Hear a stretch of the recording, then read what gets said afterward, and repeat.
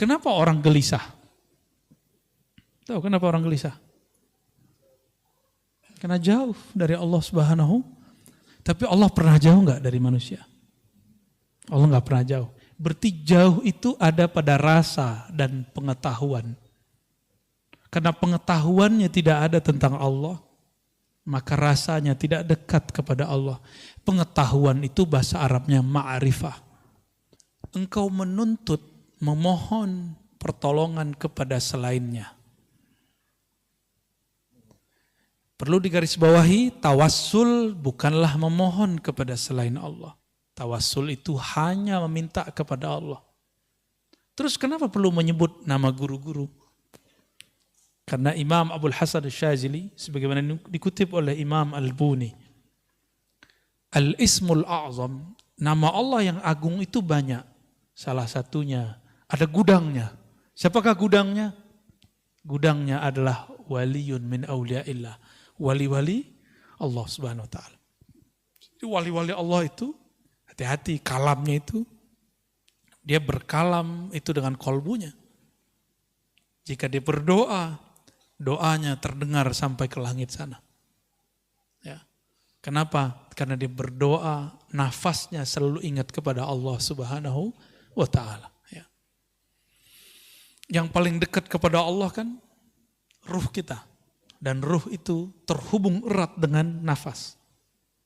Terhubung erat dengan nafas ini. Maka ada namanya zikir anfas. Zikir nafas, ya. Saya baru saja mendapatkan ijazah Thariqah Aidurusiyah, ya, dari salah satu guru kita. Dan di situ ada zikir anfasnya. Ada zikir anfasnya, zikir nafas.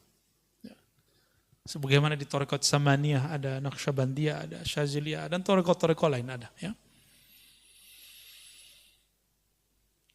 Jadi kita bertawassul bukan meminta kepada selain Allah, hanya meminta kepada Allah. Ya. Oh, tawassul cuma boleh kepada orang yang hidup dan hadir, Ustaz. Kan gitu kata orang. Apa jawabannya? Di hadis Imam Tirmizi tidak disebutkan hidup dan hadir. Nabi cuma mengajarkan, Allahumma inni atawajjahu bika, inni atawajjahu ilaika binabiyyika, nabiyyir rahmah, ya Muhammad, inni atawajjahu bika ila rabbi, fashfa' fiyya. Atau fashfa' faqdi hajatinya. Ya Allah, aku memohon kepada engkau dengan kemuliaan nabimu, Nabi rahmah.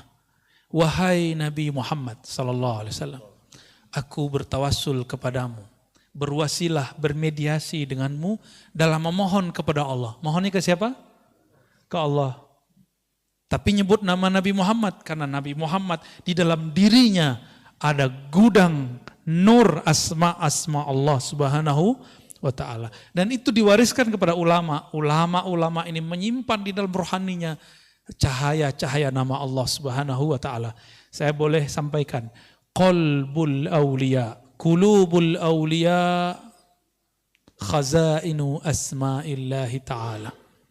Qalbunya para wali-wali Allah adalah perbendaharaan nama-nama Allah Subhanahu wa ta'ala. Kalau dulu Imam Ghazali dalam kitab Ihya beliau mengatakan dadanya para ulama adalah kuburnya ma'rifat dan asrar. Kubur itu diziarahi enggak? Diziarahi enggak?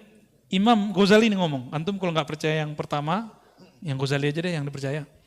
Kalau aneh kan ngomong, kolbunya para aulia adalah kumpulan, gudang, nama-nama Allah Subhanahu wa ta'ala. Sedangkan Imam Ghazali lebih dahsyat lagi, beliau berkata, apa kalamnya? Sudurul ulama kuburul ma'arif, kuburul ma'rifah wal asrar. Dada para ulama adalah kuburan daripada ilmu ma'rifat dan rahasia. Itu sebabnya ulama dikunjungi.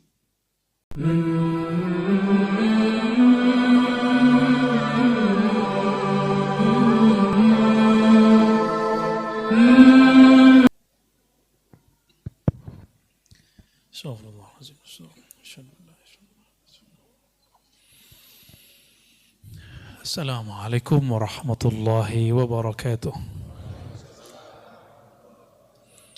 Innal hamdalillah nahmaduhu wa nasta'inuhu wa nastaghfiruh wa na'udzu billahi min shururi anfusina wa min sayyiati a'malina may yahdihillahu fala mudilla lahu wa may yudlil fala hadiya lahu. Allahumma bi rahmatika fahdina warhamna warhamil muslimin warhamil hadirin wal hadirat. Ya Allah, dengan rahmatmu, dengan kasih sayangmu, rahmati yang hadir malam ini, Amin, yang ya mendengarkan kajian ini malam ini. Amin. Ya Allah, rahmati orang-orang sekitar kami, Amin. rahmati keluarga kami, orang-orang yang mencintai kajian ini. Amin. Wahdina ila siratikal mustaqim. Bimbinglah hati kami, ruhani kami menuju jalanmu yang lurus. Amin.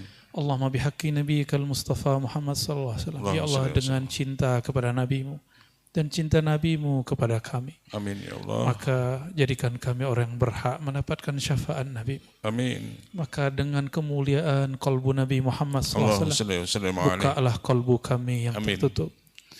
Cahayailah kalbu kami yang sedang gelap. Amin. Berhidayalah orang-orang yang sedang tersesat. Amin. Wassallallahu ala sayyidina Allahumma salli wa sallim Muhammad. alaihi. Amin. Baik sahabat-sahabat, saudara yang makan Allah. Terima kasih tadi sudah dimulai dengan Abu Nawas, Pak. Kayaknya Bapak Abu Nawas ini kali ya. Kita masuk ke hikmah. Di hikmah saya, hikam yang ke-20. Kalau di situ 28 ya. Jadi beda cetakan, beda ini. Karena nomor itu bukan dari pengarang, nomor itu dari penerbit atau muhakkik editornya. Termasuk nomor hadis. Nomor hadis itu bukan dari pengarang. Bahkan Quran penomorannya bukan dari Allah dan Rasulnya. Saya baru saja diundang ketemu zuriat Syekh Sayyid Ja'far atau yang disebut Datuk Kelampayan, Syekh Muhammad Arsyad Al-Banjari ke Pagar Dalam namanya di sana. Diterima baik, alhamdulillah. Ada guru Daud, ada guru keturunan guru Zain. Mereka zuriat Bani Arsyad. Ya. Saya diperlihatkan Quran yang dulu disalin oleh beliau. Ternyata tidak ada nomornya. Jadi ilmu menguasai nomor itu ya ilmu khas sekarang. Ya, yang penting sebenarnya mengetahui isinya. Tapi kalau ada orang yang mengetahui nomornya itu juga bagus, tidak masalah ya.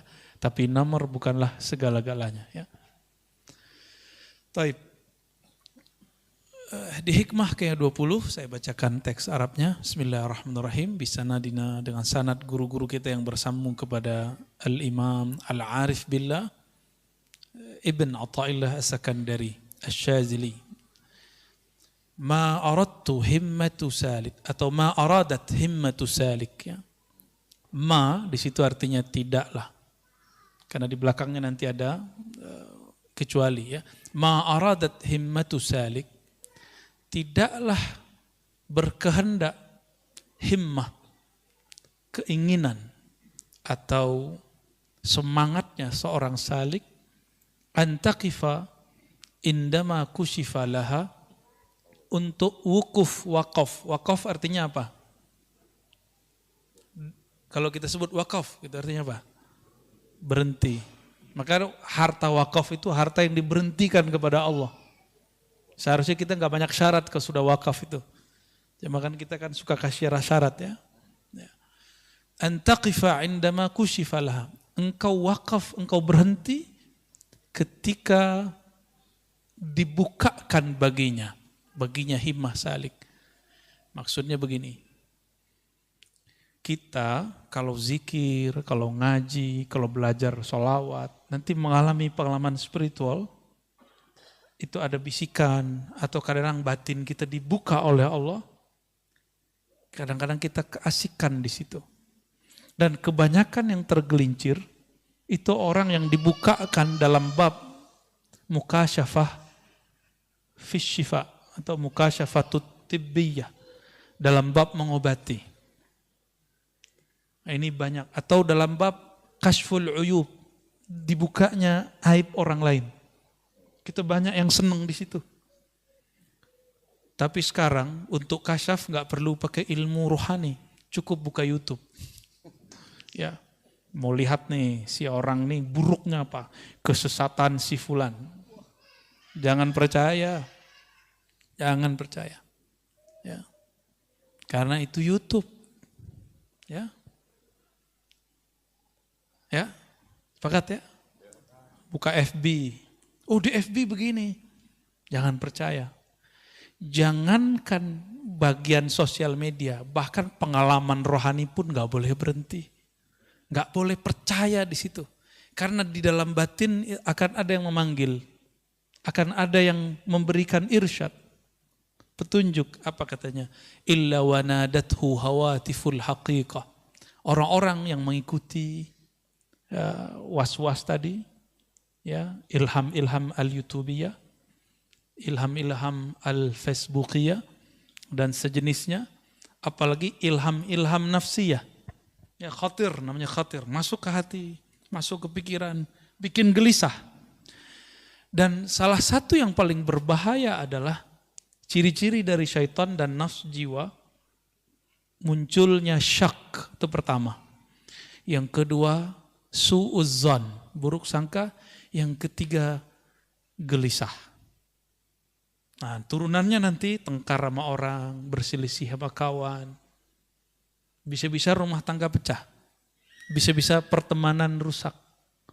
Tengkar di sosial media. Coba lihat tuh yang tengkar di komentar YouTube. Yang tengkar di komentar Facebook. Sama aja itu nasibnya. Ya.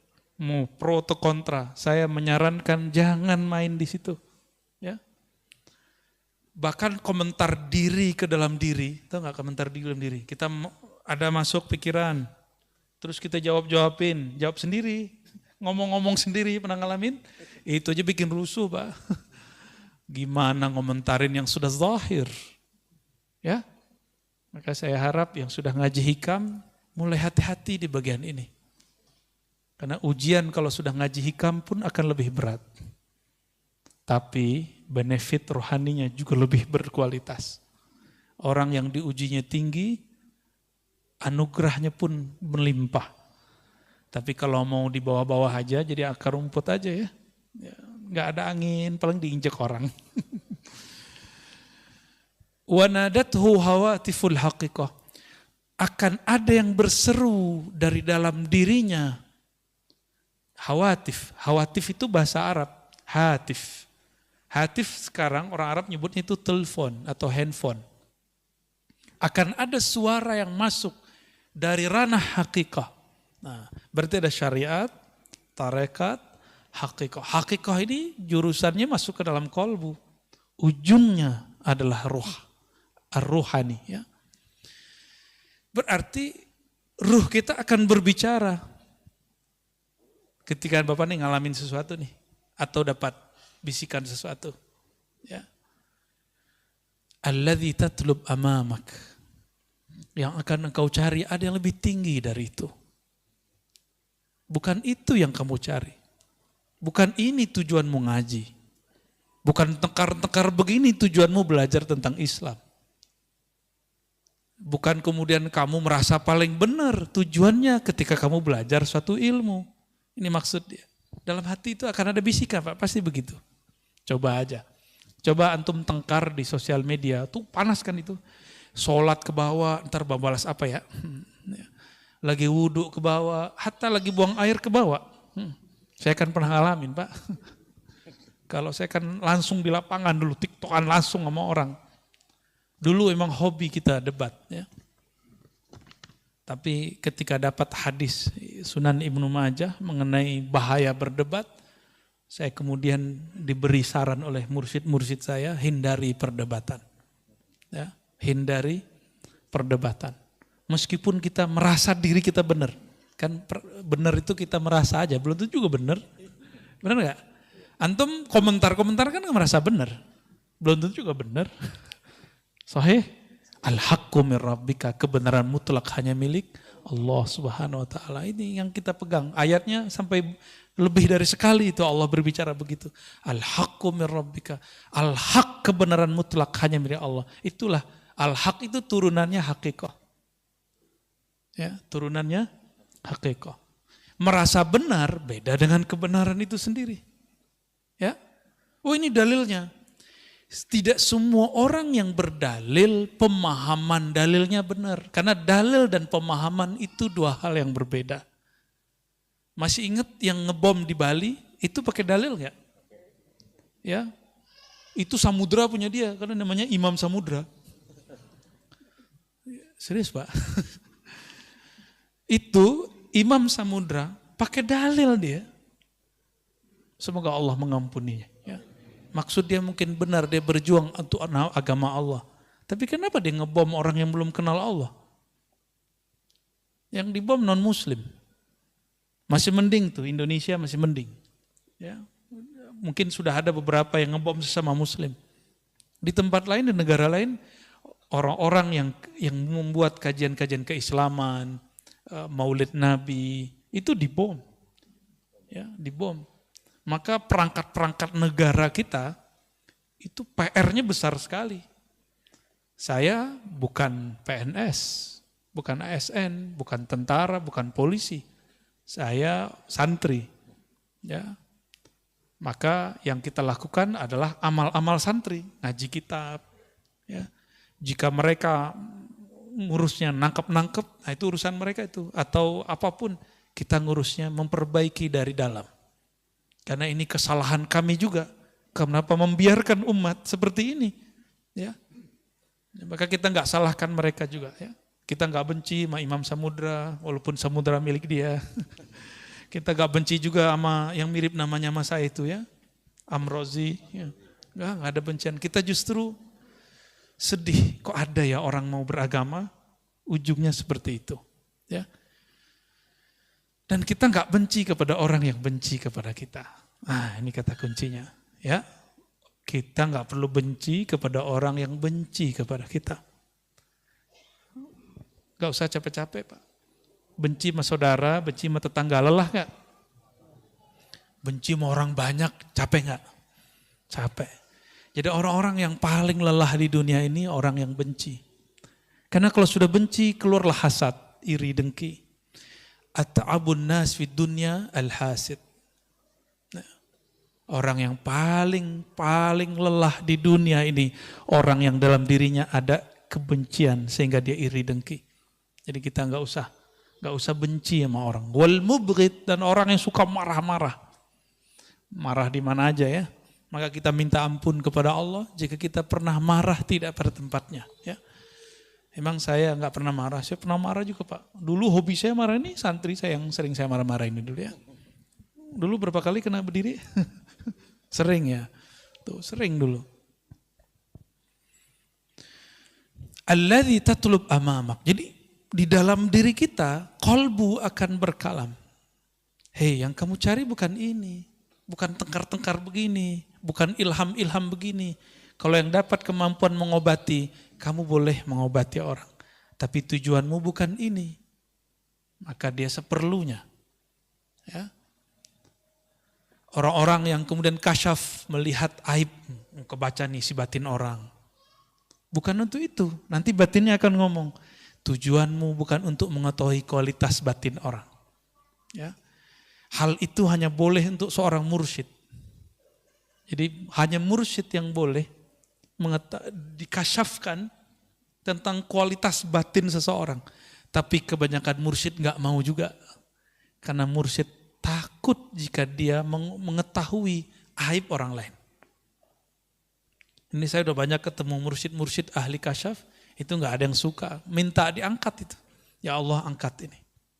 Dan rata-rata mursyid saya, mazhabnya mazhab husnuzon. Apa artinya? Alirannya berbaik sangka, jarang yang berburuk sangka. ولا تبرجت ظواهر المكونات إلا نادته حقائقها. Tidaklah silau zawahir penampakan mukawanat alam. Alam itu ada alam yang zahir, ada alam yang batin.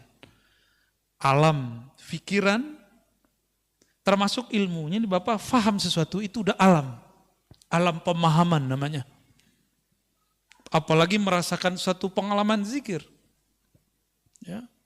pengalaman zikir, ada macam-macam Pak. Ada teman kita yang waktu zikir dia nggak ngerasa badannya ada. Ada yang zikir udah berkali-kali nggak ngerasa apa-apa juga ada. Ini ujian. Ketika si temannya bercerita, saya kalau zikir terasa begini. Temannya bingung, lah dia bisa ngerasa gitu, kenapa aku enggak? Ini ujian buat dia. Apakah dia zikir nanti ingin merasakan itu? Atau dia zikir ingin mendapatkan ridha Allah Subhanahu wa ta'ala. Atas dasar itulah masyayikh kita memberikan satu doa kalau mau zikir. Ilahi anta maksudi. Ya Rabb, hanya engkau tujuanku, bukan pengalaman-pengalaman batin itu. Tapi bertemu engkau yang maha batin. Merasa dipandang oleh engkau yang maha batin. Itulah tujuanku. Jadi batin-batin yang lain gak penting Pak, udah ketemu Allah. Ya. Kalau antum sudah bersama pemilik yang zahir dan batin, masih butuh gak itu?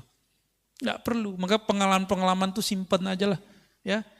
Ini banyak yang mengalami sesuatu, gak udah saya ceritain ke orang dah. Ya. Hatta gak usah ceritain ke saya lah. Ya. Saya juga punya pengalaman rohani dan saya gak banyak ceritain ke orang kok. Tapi yang penting-penting saya ceritakan. Untuk apa? Untuk tarbiyah. Bukan untuk apa-apa juga. Ya. Simpan aja, tulis sendiri, jadikan diary. Dari pengalaman rohani. Nanti kalau sudah berapa lama antum dikasih petunjuk oleh Allah. Mana yang dari setan, mana yang dari halu. Ada yang halu loh Pak. Ya. Serius ada yang halu. Namun kalau orang sudah mengerti bab ini, dia akan tahu ya, secepatnya, nggak lama. Ya. Nah, di sini kita harus hati-hati. Apa bisikan yang di dalam hati ketika kita kasyaf, ketika kita melihat sesuatu? Innama nahnu fitnatum fala takfur. Itu semua yang kita lihat dia akan berbicara secara sir. Kami yang engkau lihat ini, kami yang engkau alami ini, kami yang engkau peroleh ini hanyalah ujian. Fala takfur, jangan kufur nikmat. Jangan kufur nikmat. Ya, banyak yang kufur nikmat di situ. Ya. Maka di sini beliau mengatakan di syarahnya waghammid aynaik an dzalik wa la taltafit ilaih wa dum ala sulukika wa sayrik. Udah pejemin aja matanya, enggak usah pandang itu. Ya. Thariqah saya ngaji, ta'lim wa ta'allum. Al-ilm. Jadi thariqatuna thariqatul ilmi wa ta'allumi wa ta'lim. 3 itu. Thariqat saya, thariqah ngaji. Ngaji itu ada ilmunya, ada ta'allumnya, belajarnya, ada ta'limnya. Nah, berarti ada maklumnya, ada yang dipelajari. Maka kemana-mana kita sering bawa kitab. Ini bukan gagah-gagahan. Tapi kita nggak mau ngulangin hal-hal yang nggak perlu diulang. Dan saya ingin berbagi kepada masyarakat, terutama yang minat kepada kajian keislaman, apa yang kami baca di pesantren minimal Bapak Ibu juga dengar. Dan asik ya. Walaupun gak bisa baca kitab, gimana? Senang gak? Ya, merasa disihir gak? Karena udah ada yang bilang saya menyihir. Ya. Alhamdulillah. Sejak kapan saya belajar sihir Pak? Ya.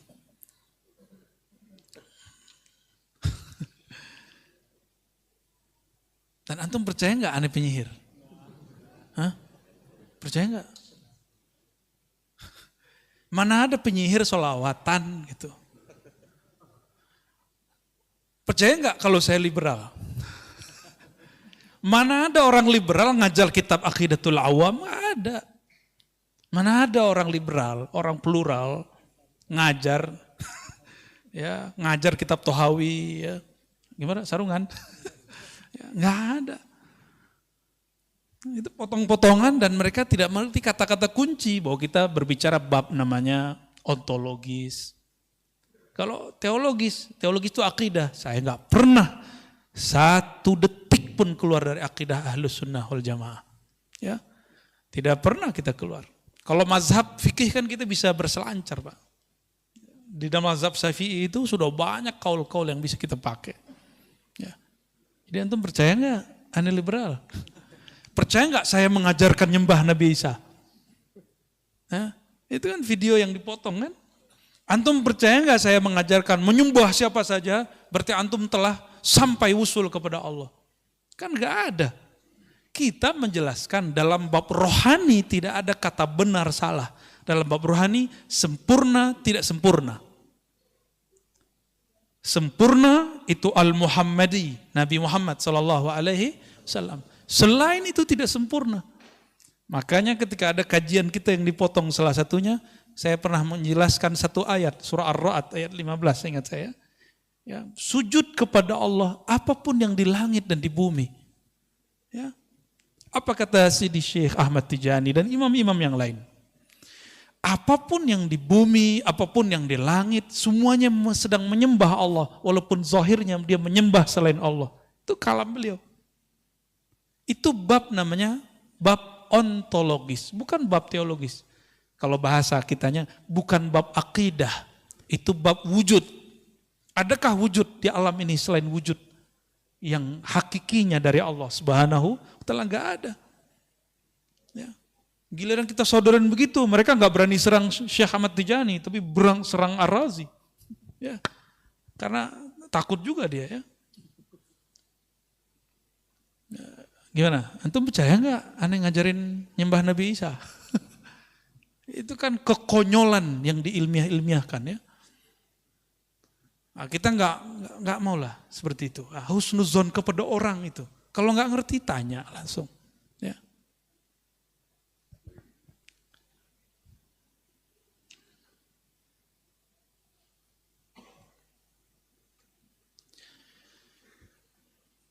Was-was itu ada dua. Satu dari dalam diri, satu dari luar diri. Yang dari luar diri ini ada syaitan bertubuh manusia, syayatinul insi. Dan yang kedua, syayatinul jinni, setan jin. Apa yang dia bawa?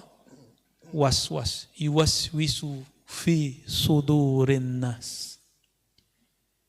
Ya, dia mewaswaskan manusia. Ya, maka saya menghimbau siapapun, tolong jangan terlibat perdebatan, pertengkaran yang ada di sosial media. Karena itu akan membawa was-was. Unfriend aja ya. Saya pernah menyampaikan dalam kajian Mukhtasar Ihya, imam kita Imam Syafi'i. Ini mazhab Syafi'i bukan? Ya, untuk mazhab yang lain juga boleh nggak apa-apa. Tapi ini imam kita ya, imam kita semua. Imam Syafi'i pergi ke pasar ya. Nyampe di pasar, ada orang ngomong menghina-hina, kata-kata kasar. Ya. Di belakangnya ada murid beliau, santri beliau namanya Al-Buwaiti. Kita sekarang nyebutnya Imam Al-Buwaiti.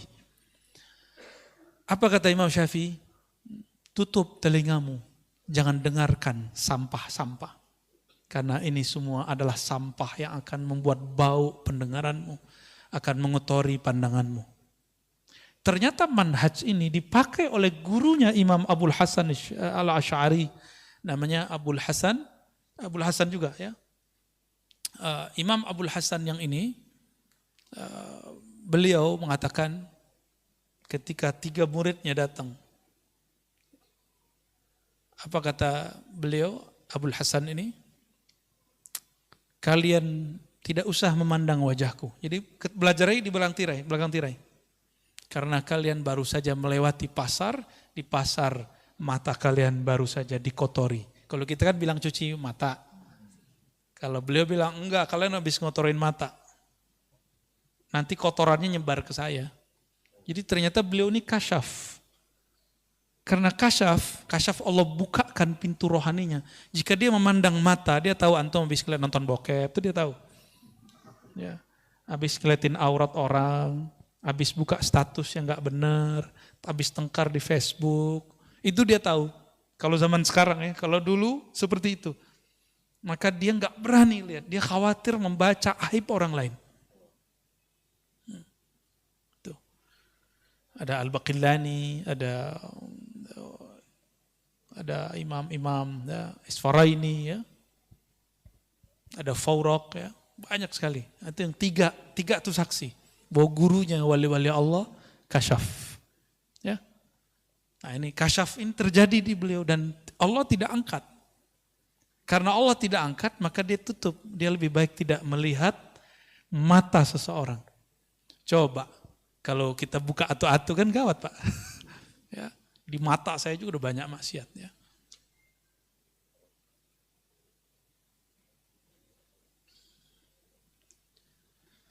Ya itu yang nomor berapa sih itu? Nomor 28. 29. Oke. Sekarang kita masuk ke hikmah yang baru. Sebenarnya masih banyak penjelasannya. Minimal sudah dapat intinya. Bahwa jika antum dapat kasyaf atau ada kasyaf Facebookia, kasyaf YouTubea, dapat informasi dari sana, jangan langsung percaya. Oke? Nah, ini penting sekali. Penting dalam beragama. Capek ya. Enggak perlu tidak membuat hati kita tenang, tinggalkan. Sepakat? Ya. Oh dia memancing emosi saya. Nah ini ujian buat kita. Ya maklum sih manusiawi ya. Makanya sebaiknya daripada debat hindari. Jangan ketemu, gak usah ketemu. Oh kita diremehin mah dia, harga diri gue di mana kan gitu. Ya itu ujian antum di situ, merasa diri berharga. Ya. Bismillahirrahmanirrahim. Hikmah yang berikutnya 29. Di kitab saya 21 ya. Kitab saya cetakan Darut Taqwa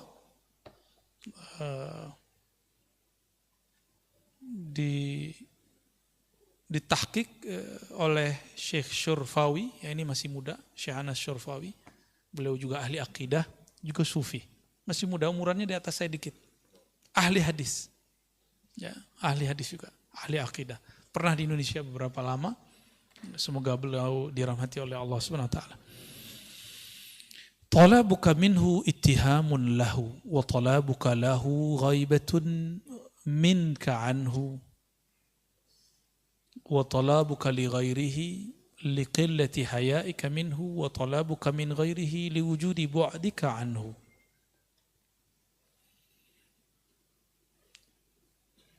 Ada 4 jenis orang meminta.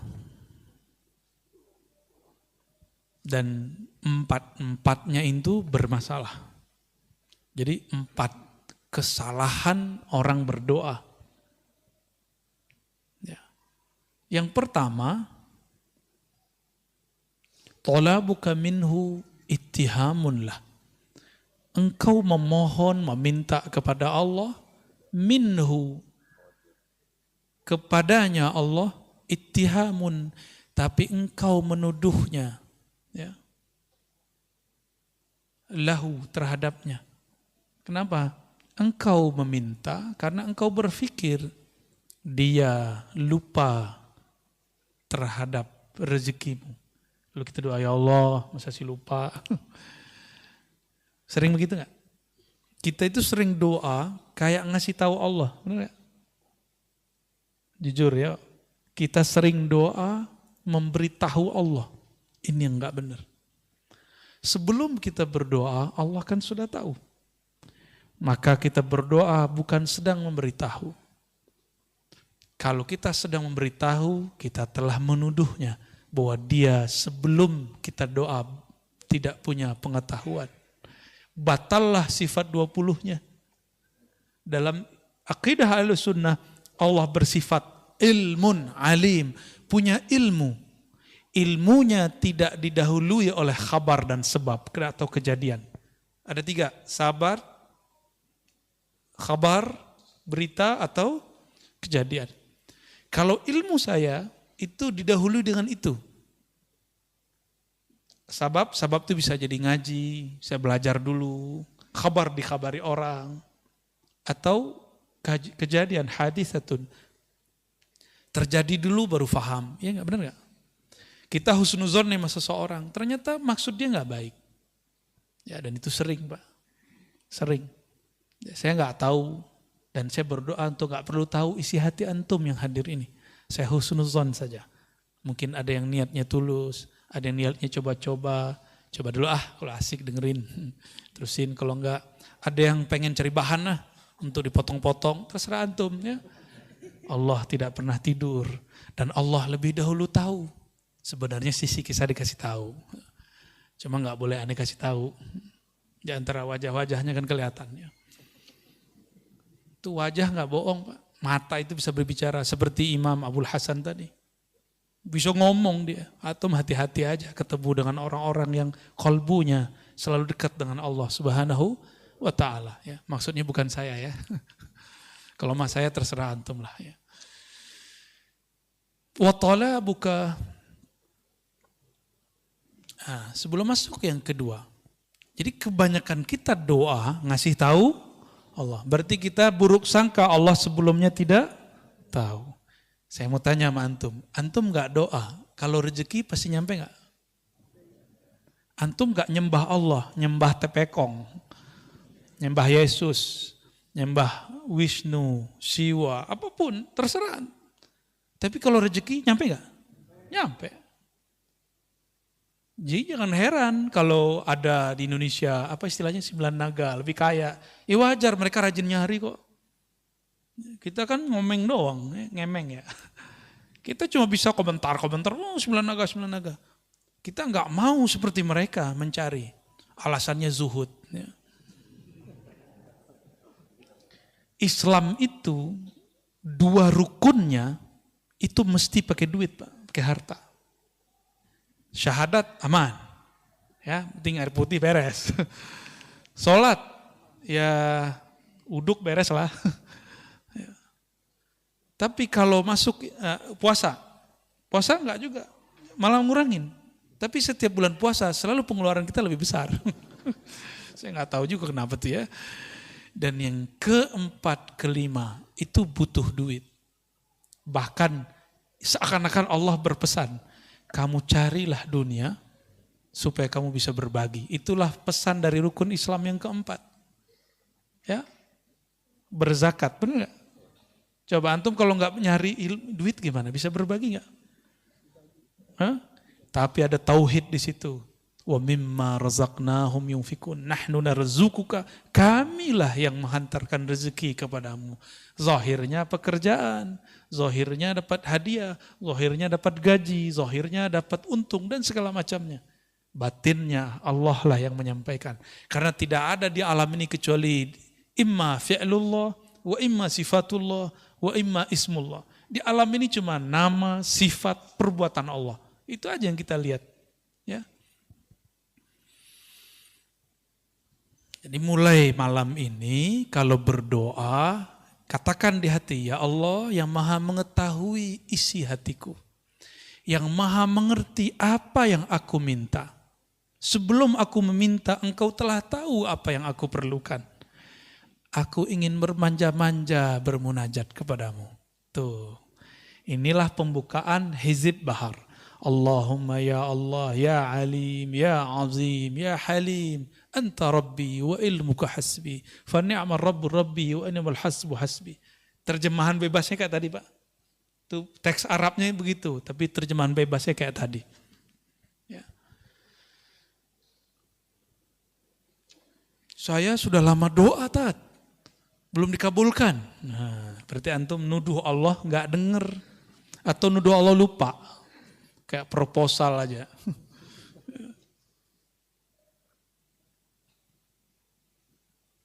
Wa talabuka lahu ghaibatun minka anhu. Engkau, yang kedua, pertama talab minallah, yang kedua talab lillah. Apa talab lillah? Kita meminta untuk Allah atau karena Allah. Nah, orang-orang seperti ini, kenapa dia kemudian mencari rasa supaya Allah itu ada? Berarti dia merasa Allah itu pernah tidak ada. Gawat nggak? Yang hilang, muncul, hilang, sadar, tidak sadar itu kita atau Allah? Ya. Nah, ini kalau diterjemahkan talabuka lahu, tuntutanmu terhadapnya supaya dia ingat, supaya dia menjawab, itu karena kamu ghaibah, hatimu tidak terkoneksi kepada Allah. Maka orang sering ngomong gini kayak tadi, saya udah minta kok, saya udah doa bertahun-tahun kok, tapi kok Allah tidak jawab. Ya, berarti hatinya ketika doa tidak terkoneksi kepada Allah. Dan dalam hadis yang sahih disebutkan bahwa Nabi SAW bersabda, Innallaha la yujibu, Allah tidak menjawab. Apa yang tidak dijawab? Doa dari orang yang min qalbin ghafil, dari kolbu yang lalai. Allah enggak jawab. Ya, contohnya seperti ini. Saya nih, anggap saja saya direktur, ya. Oke, nih kita khayal-khayalan. Nih lagi halu nih ya. Bapak datang, Bapak GM saya, ya, bawa proposal. Keren kan? Bawa proposal. Udah 3 hari, saya nggak approve. Boleh nggak ngeyel Pak? Direktur, gue udah ngasih 3 hari, lu kok lupa? Boleh nggak gitu? Pecat besok langsung ya? Hari itu saya pecat langsung. Tapi Allah itu maha baik Pak. Kita nggak pernah pecat dari seorang hamba. Ya, paling turun-turun dikit. Ya, palingnya itu masalahnya Pak. Nggak usah ke Allah, ke manusia aja nggak boleh begitu. Maka Allah tersinggung jika ada seorang hamba mengatakan, aku telah berdoa tapi dia belum kunjung menjawab. Ya, saya udah sholat bertahun-tahun kok, tapi Allah nggak jawab juga. Sama, antum khidmah di masjid nih, tiba-tiba pengurus ganti, kurang dihargai. Ngomong, saya ini udah banyak berkorban di sini. Kalau nggak ada saya, masjid ini nggak jadi. Itu ditolak langsung itu di sisi Allah. Saya sudah ketemu orang begini bertahun-tahun dan banyak. Bisa jadi di majelis, bisa jadi dimanapun. Hati-hati, ciri-ciri orang yang diterima amalnya, dia lupa kalau dia beramal. Ciri-ciri orang sedekahnya diterima, dia lupa berapa yang dia kasih. Lupa di situ artinya dia nggak mau sebut-sebut. Ciri-ciri orang yang diterima pengabdiannya, dia tidak merasa telah mengabdi kepada Allah ya, kepada rumah Allah, kepada majelis-majelis yang kita, ini kan majelis nih Pak. Ya kalau bukan karena saya nggak jadi, tunggu setelah ini antum diuji. Ya, saya setiap kali ngomong begitu saya diuji sama Allah dari kecil Pak. Umur 9 tahun kita menghidupkan surau kan, surau dulu kita nginepnya di surau. Tapi tradisi itu sudah nggak ada. Umur 9 tahun, kelas 4 SD, saya jadi Bilal. Untungnya guru di sekolah sangat mendukung. Jadi kalau pagi-pagi absen dulu, siapa yang nggak sholat pagi ini, sholat subuh. Akhirnya masjid tuh ramai. Kita nginep di masjid, nginep di surau. Sayangnya guru kita sudah sepuh, tidak siap lagi mengajar. Ya, sudah nggak sanggup mengajar. Tapi kita punya kenangan dulu nginep di surau, ramai itu. 1 sof, 2 sof. Terbesitlah di hati, ada was-was. Kalau nggak karena kamu, nggak rame di masjid, nggak rame di surau. Besok Bilal saya diganti. Gila. Sana kan kalau nyebut L di belakang hilang Pak. Bilal itu Bila. Dulu Bila. Panggilan saya Bila dulu. Bilal ya. L-nya hilang. B-nya ganti pakai G. Gila. Habis ngomong begitu. Ya.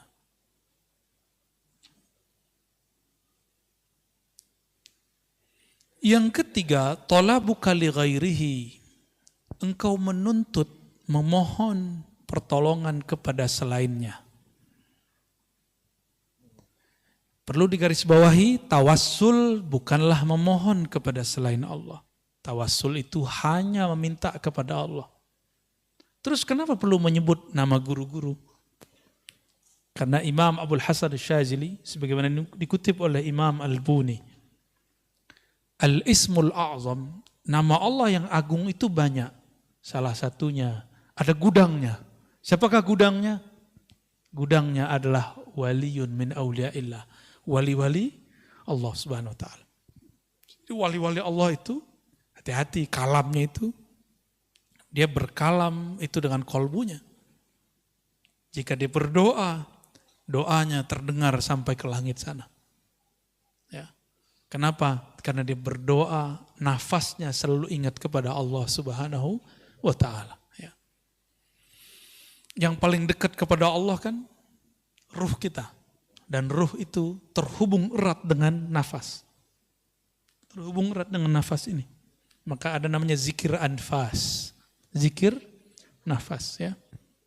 Saya baru saja mendapatkan ijazah Thariqah Aidurusiyah ya, dari salah satu guru kita. Dan di situ ada zikir anfasnya. Ada zikir anfasnya, zikir nafas. Sebagaimana di Thariqat Samaniyah ada Naqsyabandiyah, ada Syaziliyah, dan Thariqat-Thariqat lain ada ya. Jadi kita bertawassul bukan meminta kepada selain Allah, hanya meminta kepada Allah ya. Oh, tawassul cuma boleh kepada orang yang hidup dan hadir, Ustaz. Kan gitu kata orang. Apa jawabannya? Di hadis Imam Tirmizi tidak disebutkan hidup dan hadir.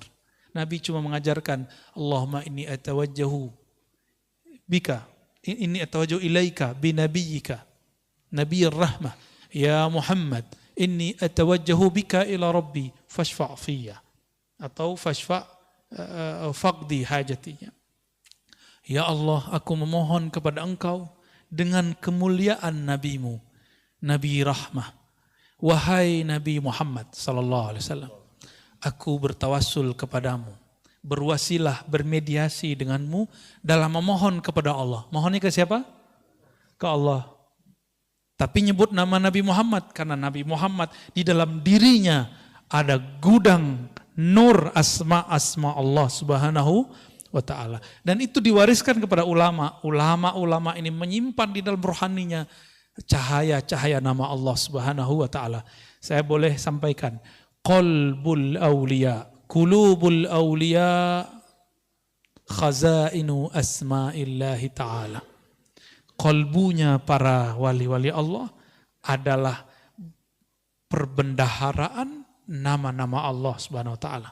Kalau dulu Imam Ghazali dalam kitab Ihya beliau mengatakan dadanya para ulama adalah kuburnya ma'rifat dan asrar.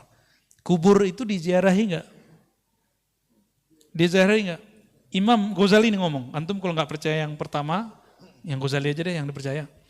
Kalau aneh kan ngomong, kolbunya para aulia adalah kumpulan gudang nama-nama Allah Subhanahu wa ta'ala. Sedangkan Imam Ghazali lebih dahsyat lagi, beliau berkata, apa kalamnya? Sudurul ulama kuburul ma'arif, kuburul ma'rifah wal asrar. Dada para ulama adalah kuburan daripada ilmu ma'rifat dan rahasia. Itu sebabnya ulama dikunjungi. Ya, itu sebabnya ulama dikunjungi. Ya, saya pun senang ziarah ke ulama. Kalau ke saya nggak usah dulu lah, ngaji-ngaji aja. Gak usah soan-soan dulu lah, belum pantas ya. Belum pantas aneh disoan-soanin ya. Mau berkunjung, belum pantas, masih ada guru-guru sepuh, kiai-kiai senior. Kepada beliau lebih aula, lebih utama kita berkunjung. Ya, kalau perlu saya temenin berkunjung ke mereka. Kebetulan lagi pas waktunya ya.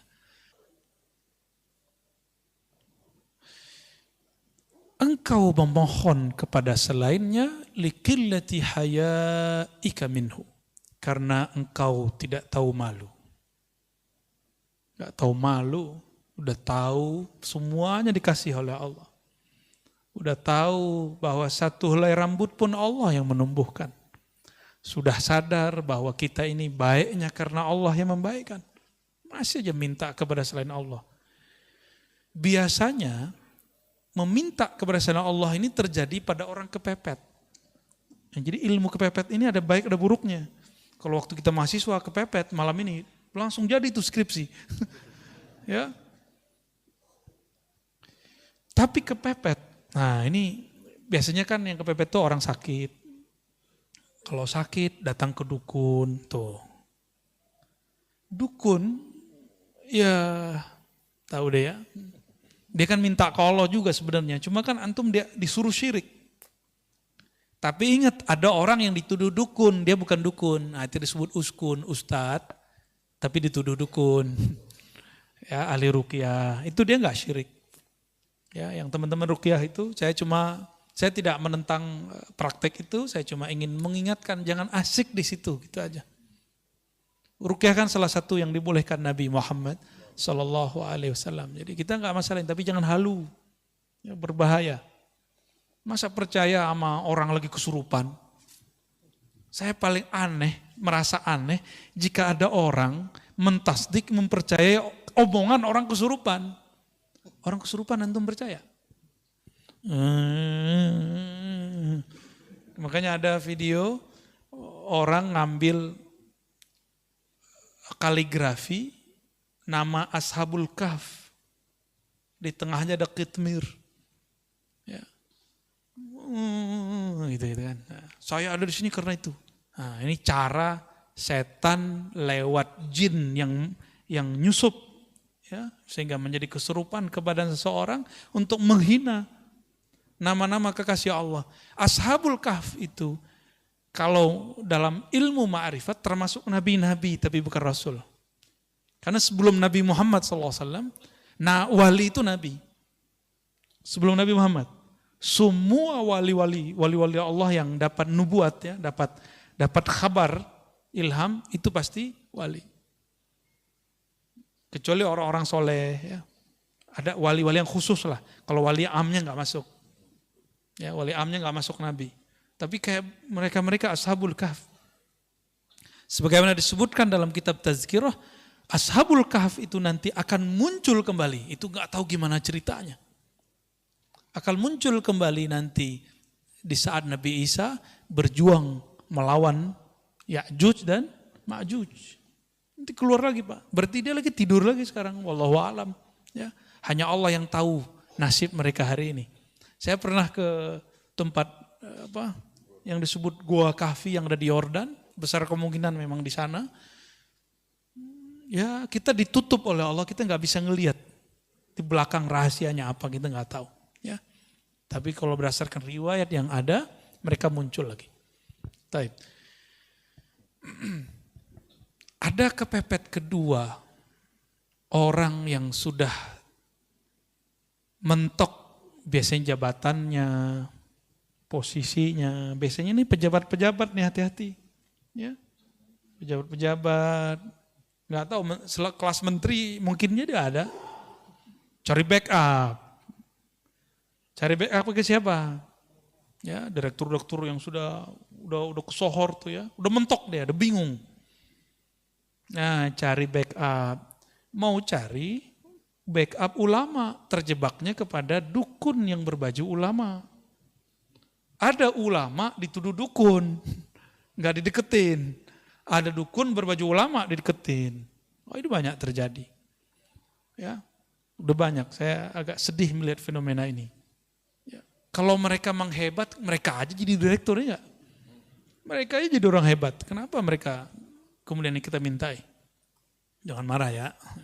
Yang praktek jangan marah. Ya, kita harus edukasi masyarakat lah.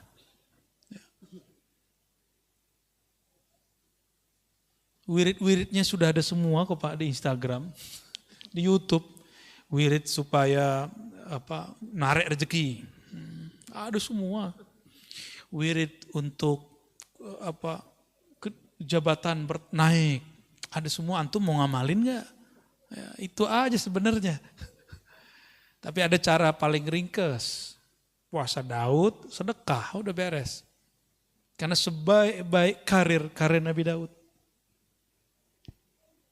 Nabi Daud itu karirnya terbaik. Apa rahasianya? Rahasianya apa coba? Puasa Daud, ya. Ya namanya puasa Daud, ya Nabi Daud yang puasa. Dulu di awal Allah mencipta Sayyidina Adam. Nabi Adam dikasih unjuk takdir semua keturunannya, termasuk saya duduk malam ini di sini dan antum hadir malam ini. Nabi Adam sudah dikasih unjuk. Nabi Adam tahu. Ya. Maka Nabi Adam tersenyum kalau ngelihat kita ngaji. Alhamdulillah. Nabi Adam melihat di antara takdir itu ada yang unik. Yang unik apakah itu? Nabi Daud ahli pandai besi. Dia akan bisa menciptakan senjata-senjata yang hebat. Tapi umurnya tidak cukup. Umurnya barangkali cuma sampai umur 60-70. Anggaplah 70. Dia mati, meninggal. Akhirnya Nabi Adam mengatakan seandainya, ini wahyu ke dalam hatinya. Jadi wahyu itu ada macam-macam juga, ada yang sudah di Lauh Mahfuz, ada yang langsung ke dalam ruhnya para nabi. Ini tingkatan-tingkatan wahyu, Pak. Yang sudah sampai, jadi Allah berkalam ke Lauh Mahfuz, itu babnya kudrat iradat. Kita sebut takdir. Ada yang masuk ke dalam ruhani para nabi dan para wali. Nah, ini namanya bukan takdir, namanya rahmah. Ya, karena arsy itu adalah tempat Allah mengejawantahkan rahmatnya. Disebutlah Ar-Rahman 'alal arsy istawa. Terhadap arsy lah Allah meratakan, melimpahkan rahmatnya. Arsy itu di atas langit. Antara langit dan arsy ada takdir, Lauh Mahfuz. Berarti hukum arsy lebih tinggi daripada hukum Lauh Mahfuz. Seperti, mohon maaf, kolonel, atau kalau di polisi apa namanya? Kombes punya suatu kebijakan. Terus ada atensi dari jenderalnya, jenderal bintang 1. Berubah nggak dia? Berubah. Di dunia aja begitu, gimana di langit enggak? Ini kan cuma imitasi yang di sana. Yang ada di alam ini adalah imitasi. Apa arti imitasi? Ya, tiruan yang di sana, yang hakiki yang di sana. Nah, langsung hukum arsyah, hukum rahmat yang disebutkan di dalam Al-Quran, ya, bahwa rahmat Allah mendahului ghadabnya. Di hadis qudsi juga disebutkan begitu. Rahmat Allah mendahului murkanya. Dalam sebuah lafaz ada kalimat di hadis qudsi misalnya, inna rahmati sabaqat ghadabi. Sesungguhnya rahmatku mengalahkan, mendahului ghadabku. Ghadab itu hukum Lauh Mahfuz, murka. Sedangkan rahmat hukum arsyiyah. Berarti ada ilmunya kan? Ini bukan buatan Ar-Razi, bukan akidah baru. Ada dalilnya semua. Kita nggak mungkin keluar kalam sesuatu tanpa ada dalil, ya, nggak mungkin ya. Saya membawa bid'ah kalau mengatakan itu. Sayyidina Adam alaihissalam kemudian mengatakan, ya Rabb, ini kan bisa diilhami. Berikanlah 30 tahun umurku, anugerahi untuk anakku. Nah, gitu sayangnya sang ayah Abul Bashar, bapaknya manusia, kepada keturunannya. Benar gak sayang sama anak? Kita ngeliat anak kita sakit, apa kita ngomong, ya Allah, kalau kau mau ambil saya aja. Kira-kira begitu. Ya, ini kok ada ya orang ngomong, ya, terhadap orang yang pernah belajar sama dia, ente murtad, ente kafir, kan aneh kan? Kan gak pantas begitu.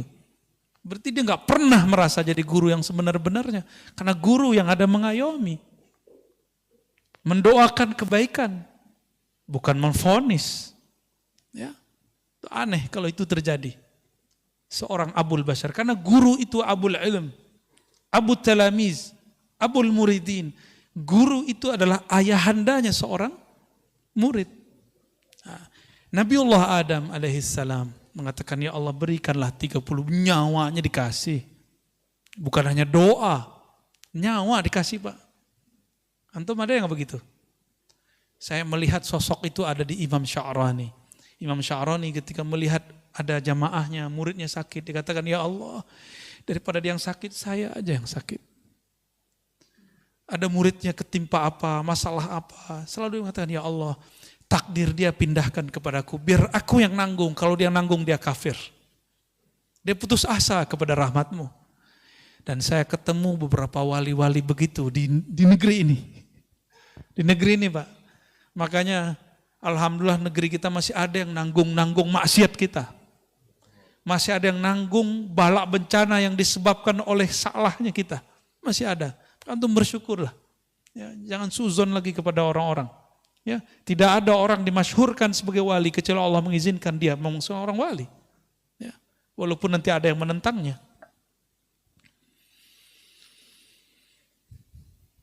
Akhirnya Sayyidina Adam, takdir rahmah mengalahkan takdir kudrat iradat. Diberikanlah 30 tahun. Apa yang terjadi? Setelah umur itu dikurangi, berarti umur Nabi Adam berkurang. Datanglah malaikat maut mengatakan, Mas Adam, sekarang saya datang mau menjemputmu. Mau jemput-jemput gimana nih? Kan jatuh gue masih ada 30 tahun lagi, kira-kira gitu. Loh kan bukannya dikasih sama anakmu, udah dipindahin, di Lauh Mahfuz sudah diganti. Oh nggak bisa, saya lupa, nggak ada saya ngomong begitu. Itulah awal nisyan ya waqa'a ala Sayyidina Adam. Awal kelupaan terjadi pada Nabi Adam. Atas dasar itulah kata Nabi Muhammad SAW, keturunan Nabi Adam pasti akan lupa. Lupa sama Allah, lupa sama Rasulullah, lupa sama anak bini ya. Lupa, emang dari sono. Mau gimana lagi? Hukum rahmah terjadi lagi. Nabi Adam ini kan posisinya lebih tinggi dari malaikat maut. Ya Allah, saya lupa. Menurut saya masih ada 30 tahun lagi. Ya udah, 30 tahun lagi Nabi Adam hidup. Malaikat maut pensiun dini. Diundur. Yaudah, gue ngalah deh. Mundur malaikat maut. Ya, lucu juga Pak. Jadi ada semacam negosiasi juga di alam sana. Ya, menarik nggak cerita begitu? Dongeng apa lagi nih Arazi? Hadisnya sahih kok. Cuma saya ceritakan dengan bahasa kita malam ini. Itu aja bedanya. Ya. Terus Nabi Daud, ini yang jarang diceritakan. Kenapa kemudian Nabi Daud puasanya sehari puasa, sehari tidak? Itu asrarnya ada rahasianya. Untuk menebus hukum rahmah itu, as-saumuli, puasa itu milikku. Milikku ini hukum rahmah. Maka cara Sayyidina Daud untuk berterima kasih kepada Allah, berterima kasih kepada Nabi Adam, dia berpuasa, puasa Daud. Jadi antum kalau mau ada yang diniatkan ya untuk memperpanjang sesuatu, nah ini kita buka aja rahasianya ya. Ingin mendapatkan sesuatu, ya sifatnya duniawi atau ukhrawi, bahkan makom kewalian. Puasa Daud. Ya, tapi niatnya saya sarankan supaya nggak kena kitab ini. Ya Allah, aku niat puasa Daud karena Engkau saja. Kalau jabatanku dinaikin ya alhamdulillah. Rezekiku dilancarin ya alhamdulillah. Yang penting aku karena Engkau. Jika nanti antum puasa Daud rezekinya nggak nambah, jangan berhenti puasa Daudnya. Karena kita puasa bukan karena rezeki. Kita puasa karena Razzaq, bukan rezekinya. Kita bukan penyembah rezeki, kita penyembah Allahur Razzaq. Jabatan kita malah kemudian turun. Kata Ustadz ini katanya bisa bikin naik. Malah gak naik-naik. Malah jatuh tat. Berarti ada rahasia lain. Rezeki kita gak kemana-mana. Banyak orang yang diturunkan di jabatannya. Kalau dia husnuzon, tunggu lahazat. Beberapa saat saja. Sebulan, 2 bulan, bahkan tidak lama. Allah carikan ganti yang lebih indah. Selalu begitu. Akhirnya Sayyidina Daud seumur hidupnya dia berpuasa. Berpuasa sehari, puasa besok tidak. Untuk kompensasi hukum rahmah. Hukum rahmah. Hukum rahmah, hukum kasih sayang. Ya, supaya tanda terima kasihnya nyambung kepada Allah SWT. Ya, sudah pernah dengar masalah ini sebelumnya? Ya, udah kali ya. Bentar ini dituduh bid'ah lagi. Wa talabuhu min ghairihi. Talabuka, engkau meminta, yang keempat, engkau meminta kepada selainnya. Pertanda engkau memang jauh darinya. Ya. Maka datang kepada, mohon maaf ya, pakai media-media. Saya tidak mengharamkan raja, wafak, wifik, karena ada ilmunya. Ada sanadnya. Karena Ibnu Taimiyah pun membolehkan raja. Gak percaya, buka kitabnya sendiri. Ibnu Qayyim menyebutkan risalah dalam kitab At-Tibbun Nabawi tentang raja. Di piring, ditulis, disiram, minum. Ada Pak. Gimana, syirik gak tuh? Kalau ada yang mengatakan dia bermanhaj salaf, lalu mengatakan itu syirik, dia telah mensyirikkan Syekhul Islam Ibnu Taimiyah. Ya, mensyirikkan Syekhul Islam Ibnu Qayyim Al-Jauziyah. Berani. Kalau Ar-Razi ente berani syirikan, tapi Ibnu Taimiyah berani enggak ente syirikan? Ya. Kalau Ar-Razi silakan dibid'ahkan, tapi berani ke membid'ahkan Ibnu Qayyim Al-Jauziyah? Nggak berani mereka. Ya beraninya sama kita doang ya. Akhirnya kita ini cuma memuja, memuji, menghormati orang yang sudah wafat, yang sudah mati, yang hidup kita nggak hargai. Ya, nunggu dulu dia mati, baru ente kemudian nangis. Ya. Nunggu dulu sang wali, sang ulama, sang kiai mati, baru nangis-nangis. Dulu saya nggak ngaji kepada dia. Mau sampai kapan ngomong begitu terus ya? Wali setiap saat akan ada yang wafat. Ini sudah banyak wali yang wafat, Pak. Maka ulama-ulama muda harus bersiap-siap mempelajari ilmu ma'rifatullah supaya dia bisa mewarisi tugas-tugas kerohaniannya. Ya, harus. Kalau nggak ada wali-wali itu negeri ini nggak dijaga oleh Allah Subhanahu wa taala ya. Kita ya minimal jadi wali murid lah ya.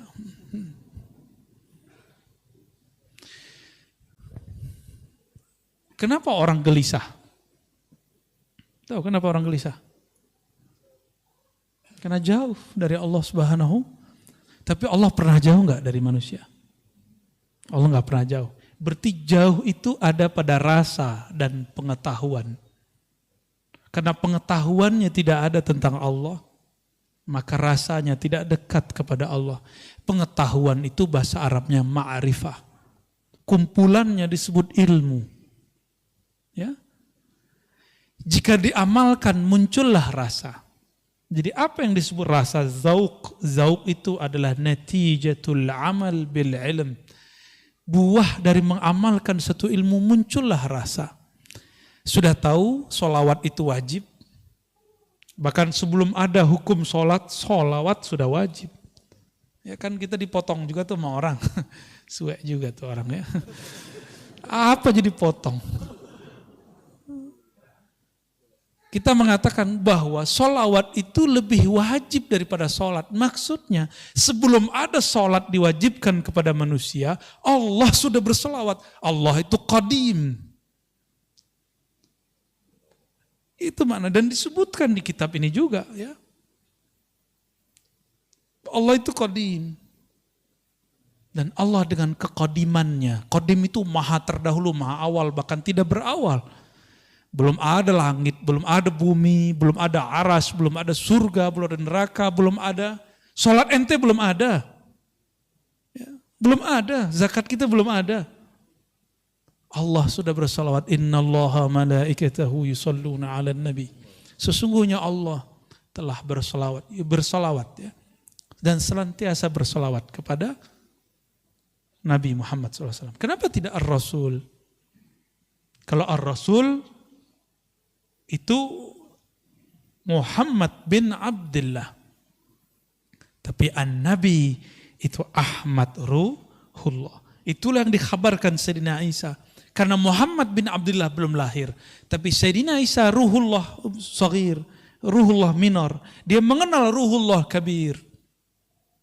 Apa kata dia? Nanti di akhir zaman Ruhullah yang Kabir itu, yang agung, wa innaka la'ala khuluqin azim, yang azim itu akan lahir, akan muncul. Ismuhu Ahmad, namanya Ahmad, tapi Abdul Muttalib ngasih nama cucunya Muhammad. Apakah salah? Tidak. Ternyata setiap orang itu mempunyai rahasia-rahasia mengenai masalah nama. Cuma karena ilmu ini sudah ditutup sementara, rasain saja. Ya sudahlah dulu ya. Jadi tolong jangan minta-minta nama sama saya ya. Karena sudah ditutup, Pak. Ya.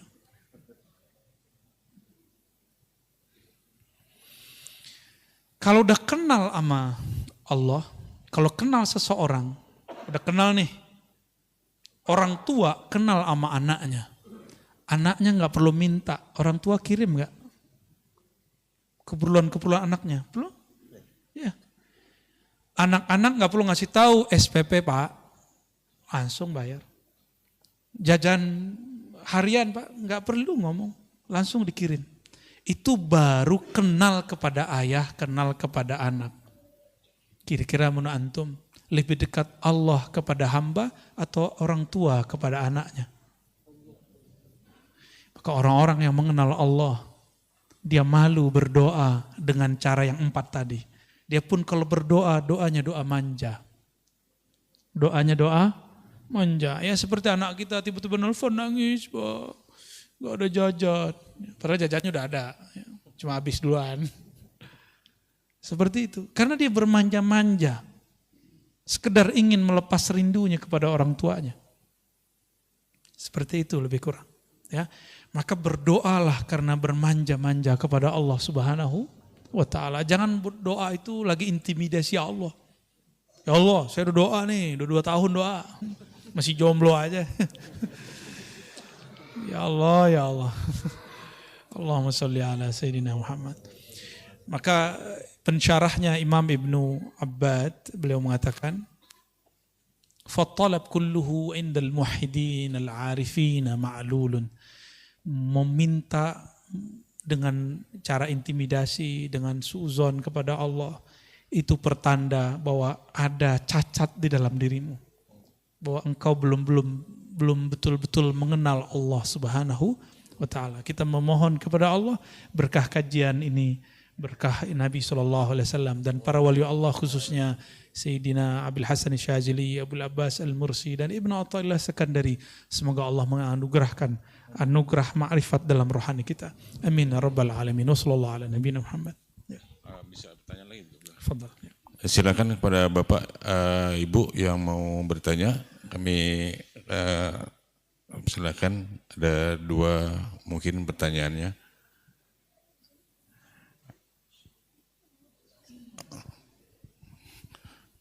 Dari sebelah kanan dulu Pak ya, di depan.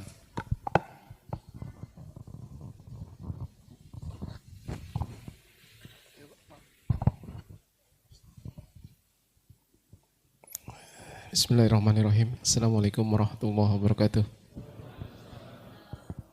Jauh nih, dari Ciledug. Kenapa Pak? Oh ya Buya.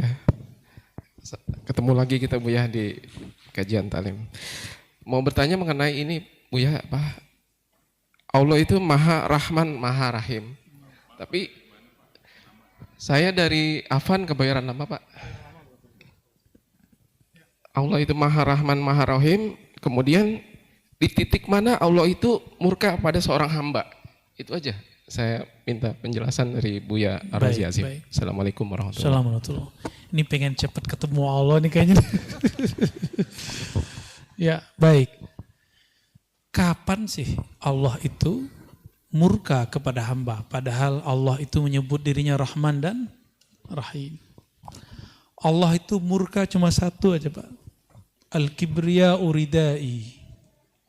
Kesombongan, merasa besar, merasa berilmu, merasa mulia.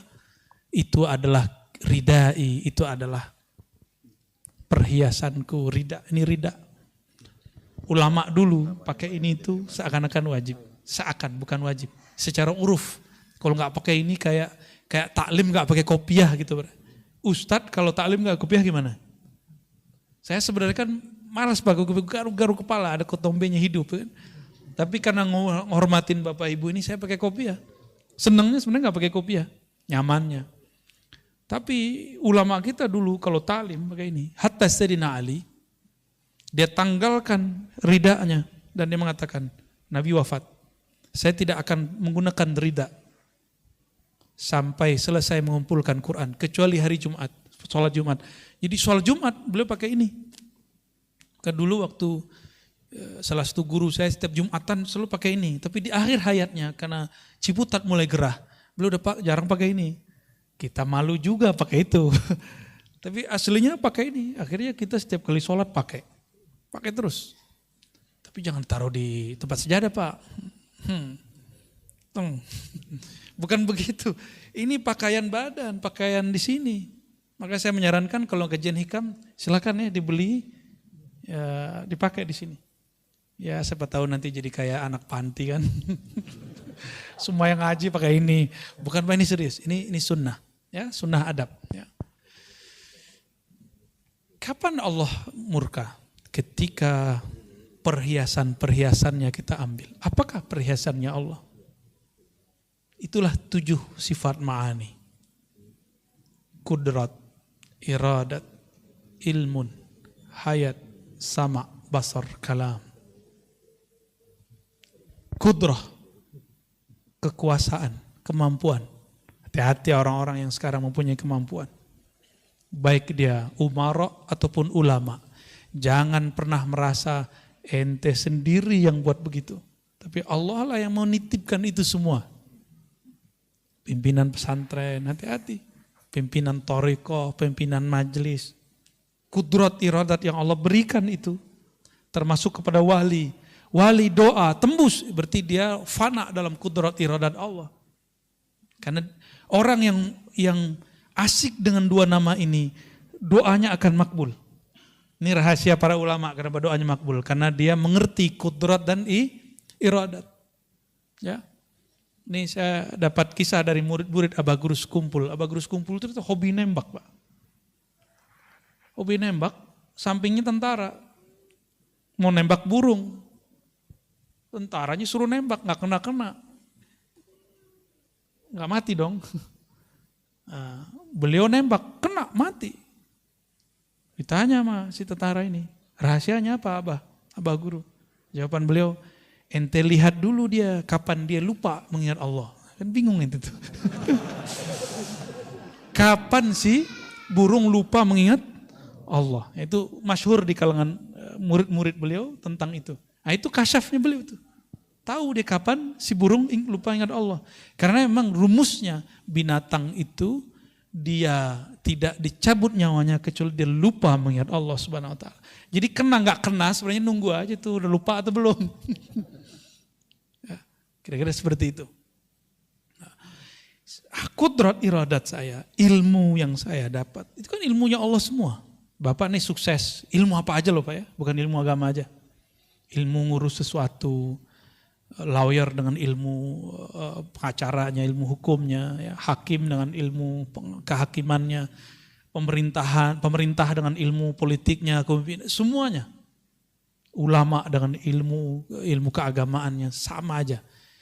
Nah, ini contoh saya merasa saya yang berilmu. Kalau nggak sama gue nggak jadi. Tuh dulu murid gue tuh, kalau nggak sama gue nggak jadi dia tuh. Ya kalau ada yang begitu Pak, lewat sudah. Itu bukan ilmu dia. Dan dia bukanlah orang yang membuat si murid jadi. Apa buktinya?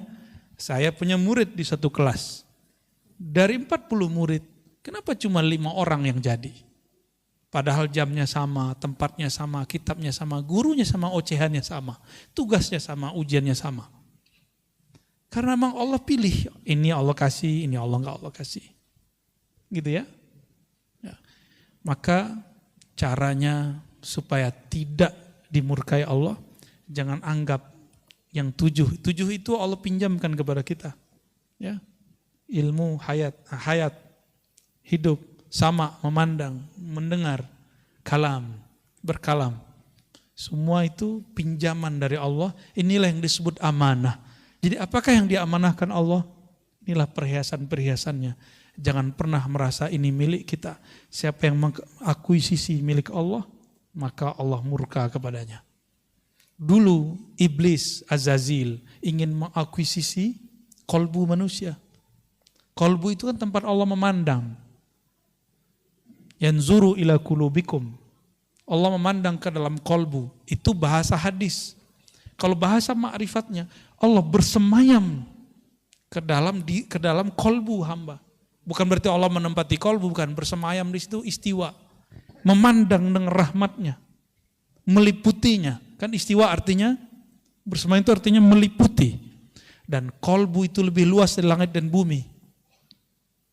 Maka disebutlah kolbu itu arsullah. Kolbu itu seperti aras pada langit bumi.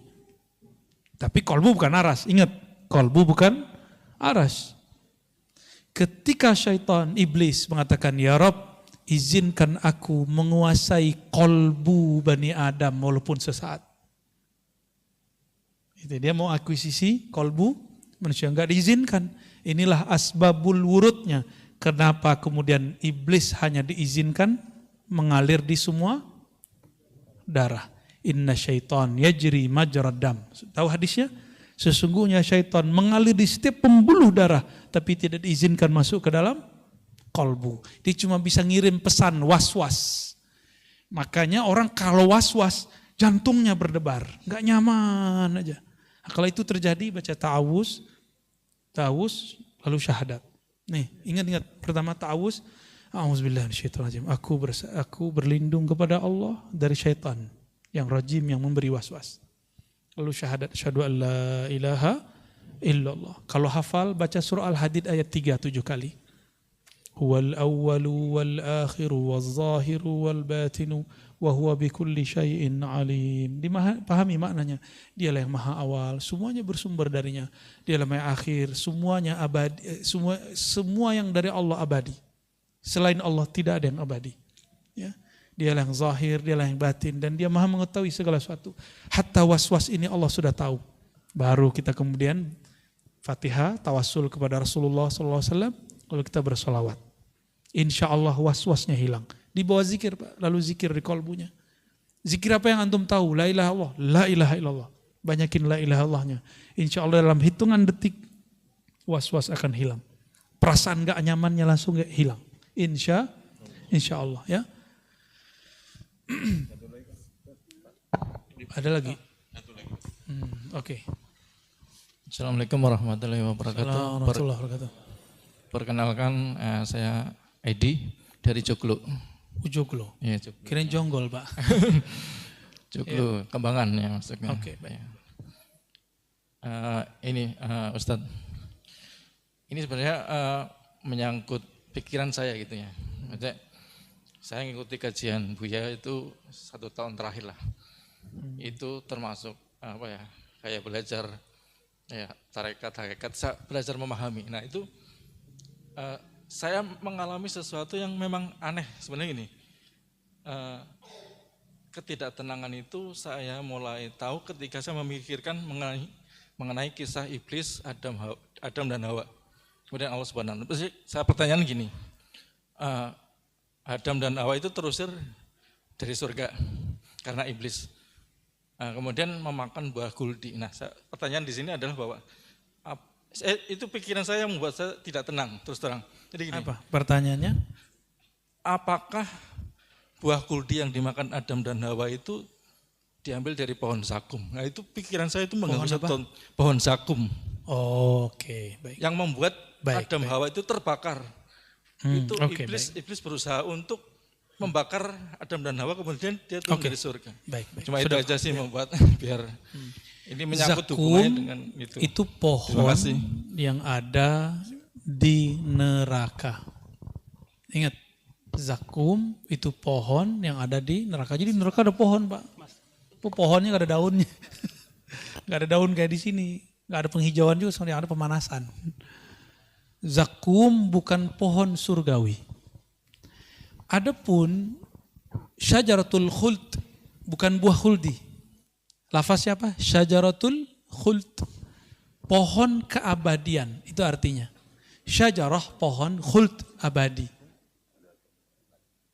Yang iblis bisikkan, hei Adam, hei Hawa, jika engkau mengkonsumsi buah ini dari pohon itu, engkau akan menjadi golongan yang tinggi atau malaikat atau menjadi makhluk yang unik lah.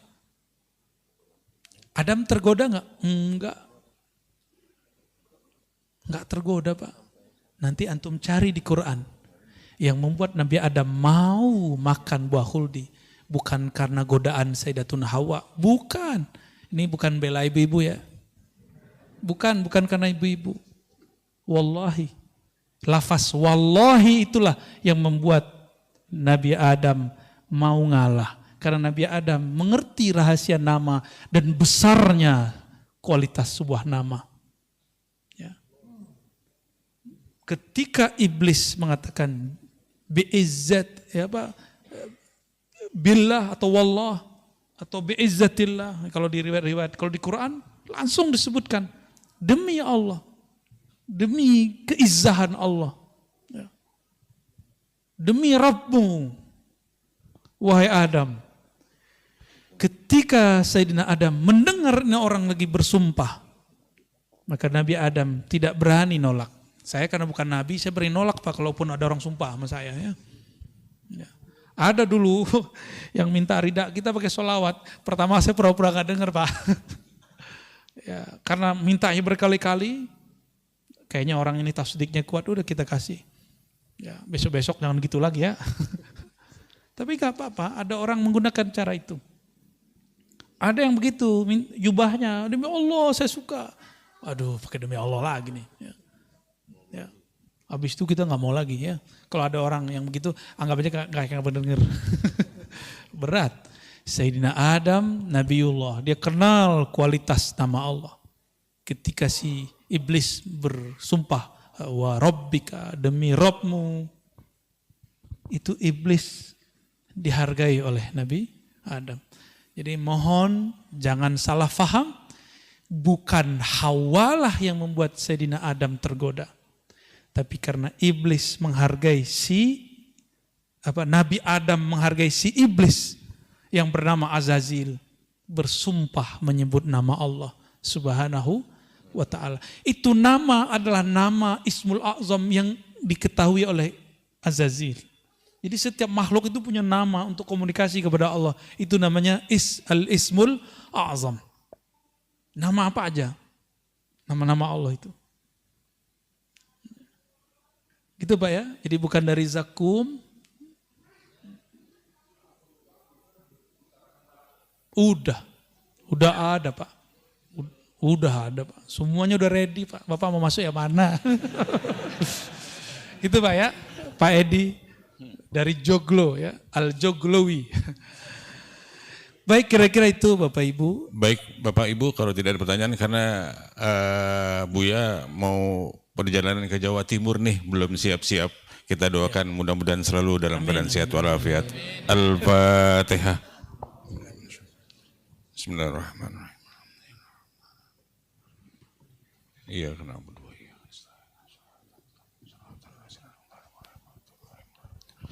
Baik Bapak Ibu yang melakukan Allah, terima kasih. Insya Allah kalau tidak ada halangan bulan depan kita ketemu lagi ya. Insya Allah.